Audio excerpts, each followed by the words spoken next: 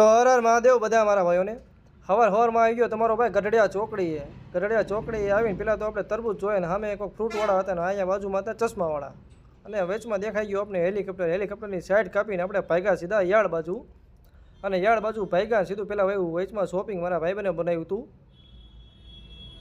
અને યાળ સામે આપણે સીધા આવી ગયા વિજયભાઈના ભજીયા ખાવા. યાળ સામે એનું લોકેશન છે તો બધાએ જરૂર ત્યાં આવું અને ભજીયા બને એના એક નંબર. ગામમાં ક્યાંય ન બને એવા ભજીયા બનાવે આપણા પંપમભાઈ.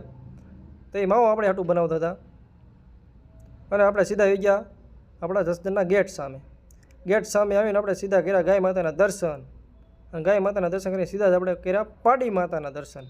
તો પાડી માના દર્શન કરીને આપણે સીધા જ ભાગ્યા દુકાન બાજુ ભાગ્યા ને વચમાં આવ્યો હીરોનો શોરૂમ. તો જોરદાર આપણે હીરોનો શોરૂમ અહીંયા બનાવી નાખ્યો કોઈક ભાઈ, આપણે ખબર નથી કોનો છે. સીધા આવી ગયા દુકાન સામે આવીને આપણે પહેલાં તો વિડીયો ઉતાર્યો જોરદાર, બે બાજુનું લોકેશન બધાને બતાવ્યું. વિછિયા આવે ને ચોટીલા આવે કે ઘટે નહીં અને સીધી જ આપણે થારની મારી ઘોળે સીધા જ ભાગ્યા દુકાન અંદર. અને આ થઈ ગયું મોડું તમારા ભાઈને. તો પહેલાં તમે બધું જોઈ લીજો આપણું લોકેશન બધું હિરાયતે.